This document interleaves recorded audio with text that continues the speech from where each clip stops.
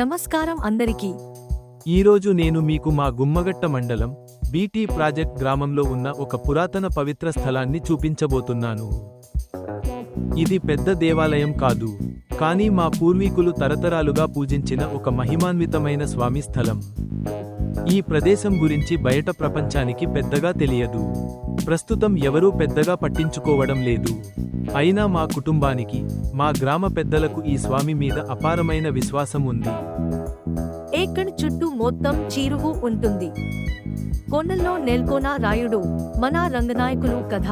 మా పెద్దలు చెప్పిన కథ ప్రకారం చాలా సంవత్సరాల క్రితం మా పూర్వీకులలో ఒకరికి స్వామివారు కలలో దర్శనమిచ్చి, నేను ఈ ప్రదేశంలో ఉన్నాను, నన్ను వెలికి తీయండి, పూజించండి అని చెప్పారట. ఆ కళ ఆధారంగా ఈ రాతి దగ్గరకు వచ్చి పూజలు ప్రారంభించారని పెద్దలు చెబుతుంటారు.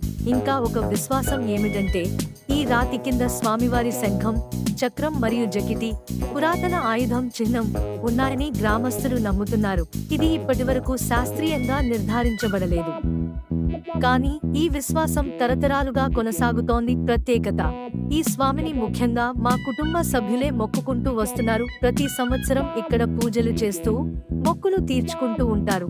ఇది ఒక మరచిపోయిన పురాతన దైవ స్థలం అని మేము నమ్ముతున్నాం. లొకేషన్: ఈ పవిత్ర స్థలం ఆంధ్రప్రదేశ్లోని గుమ్మగట్ట మండలం బీటీ ప్రాజెక్ట్ గ్రామం సమీపంలో ఉంది. ఈ ప్రాంతం రాయలసీమలోని ఒక పాత గ్రామీణ ప్రాంతం.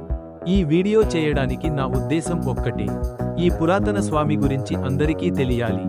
భవిష్యత్తులో ఈ పవిత్ర స్థలాన్ని సంరక్షించి ఒక చిన్న గుడి లేదా గోపురం నిర్మించే రోజు రావాలని మనస్ఫూర్తిగా కోరుకుంటున్నాను.